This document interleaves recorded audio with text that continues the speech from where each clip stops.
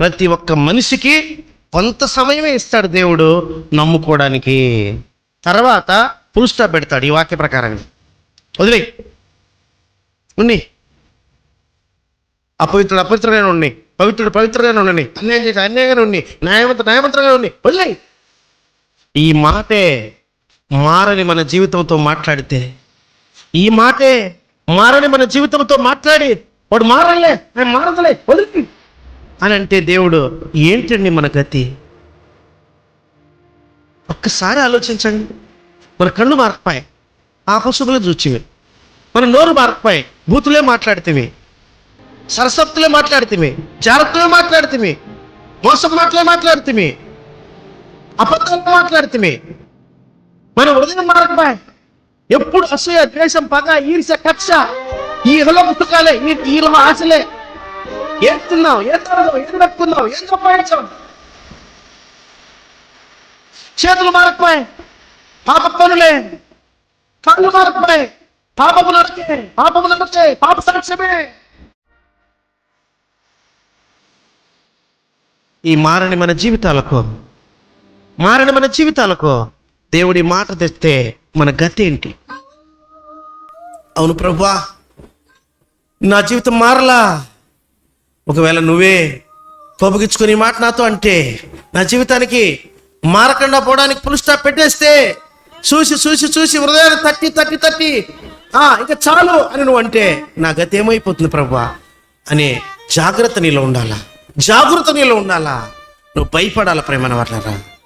రెండో రాకడింత దగ్గరలో ఉంటుండగా మారని నీ జీవితాన్ని నువ్వు చూసుకో, మారని హృదయాన్ని నువ్వు చూసుకో, మారని ఆశలు, ఊహలు నువ్వు చూసుకో.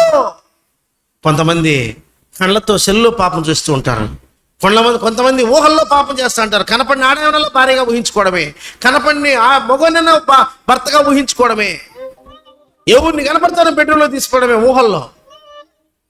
వ్యభిచారం 3 రకాలు: మానసిక వ్యభిచారం, శారీరక వ్యభిచారం, ఆత్మీయ వ్యభిచారం. ఎలాంటి క్రియలో ఉన్నావో నువ్వు చూసుకో. కోరికలు చావలేదేమో, నీ నడక, నీ నడత, నీ సాక్ష్యం, నీ కళ్ళు, నీ ఊహలు, నీ లోను మారలేదేమో. ఎన్నేళ్ళైంది దేవుని నమ్ముకొని ఈ వెనక చూసుకుంటావే. నేను కాచా ఎరుసలేము గుణాదేశాలు ఉంటున్నా. ఏందానికి కోసుకుందిన్నా? ఏం కోసుకుందిండండి? ఎంతమంది నడిపించు కార్యకు? నిన్ను చూసి ఎంతమంది మారుతాండ్రు? ఎంతమంది మాదిరికరంగా ఉండరు? వచ్చేవాళ్ళు కూడా రావట్లే నువ్వు చూసి.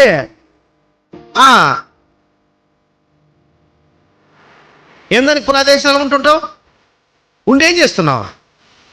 ఒకవేళ నువ్వు ఆ రోజే మారింటే ఎంతమంది నడిపించేవానివి,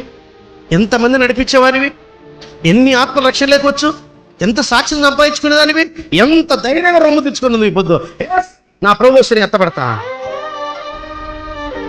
ఇదో ఇల్లే నా ఆత్మీయ కూతుర్లు, నా కొడుకులు. ఆత్మీయ గొడ్డుతనంతో అల్లాడిపోతున్నావే. ఒక్క రవణ జాగ్రత్త ఉందా? ఆత్మీయ మరుగుచుతనంతో యాడ వేసినాను ఆడిపోవే. ఒక్క రవణ పెరగలేదు, ఒక్క ఇంచు ఎదుగుదలేదు ఆత్మీయతలో. ఏందని బతికి చెప్పండి? ప్రభువుకు ఉపయోగపడినటువంటి ఈ జీవితం ఎందుకండి? ప్రభువుకు ఉపయోగపడినటువంటి ఈ బ్రతుకు ఎందుకో? ఎవరి కోసం? ఎన్నాళ్ళు నీ కోసం నువ్వు బతుకుతావు? ఎన్నాళ్ళు నీ కుటుంబం కోసం బతుకుతావు? ప్రభు కోసం ఎంత బతుకుతున్నావు? ఎంత బతికిస్తున్నావు ప్రభు కోసం?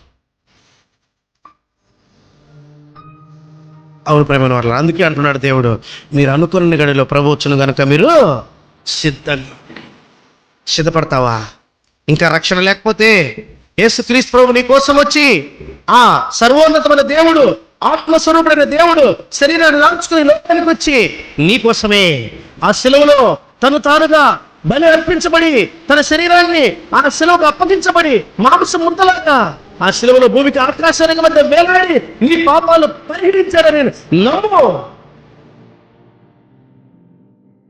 ఆ రక్తం దగ్గరికి నువ్వు వస్తే, ప్రభువా నేను పాపిని, నా పాపాలు క్షమించు అని నువ్వు ఒక్క మాట అంటే నీ పాపాలు క్షమించబడతాయి. అయ్యా ఈ రోజు నుంచి నా సొంత రక్షకుడుగా, నా దేవుడుగా నేను అంగీకరిస్తున్నానంటే ఆయన చేతులకి నేను తీసుకుంటాడు. ఎత్తబడే గుంపులో ఉంటాడు, సదాకాలం ఆయనతో ఉండే అవకాశం నీకు ఇస్తాడు. ఒకవేళ నువ్వు ఇంకా రక్షణ పొంది కూడా పాపంలో బలహీనతలో ఉన్నావేమో. రక్షణ పోయింది, ఇప్పుడు రక్షణ ఆనందం లేదు. నువ్వు దేవుని ఎరగలేదు కాబట్టి, రక్షణ ఆనందం పోయింది కాబట్టి నువ్వు ఏ బలమైన కార్యాలు చేయలేకుండా బలహీనురాలువై చచ్చిన చేపలాగా కొట్టుకొని పోతున్నావు.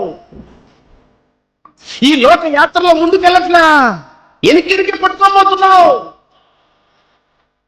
నీకు ఆధారం దొరకట్లా, గుర్తుపెట్టుకో. కొట్టుకొని వెళ్ళిపోతున్నావు, లోక సాగరంలో కొట్టుకొని పోతున్నావు. ఈరోజు దేవుడు మాట్లాడుతుంటున్నాగా, అవును ప్రభువా, నిజమే, నన్ను క్షమించు, నా పాపాలు కడుగు మీ రక్తంతో, నేను కూడా ఎత్తబడే గుంపులో ఉండాలి ప్రభువా.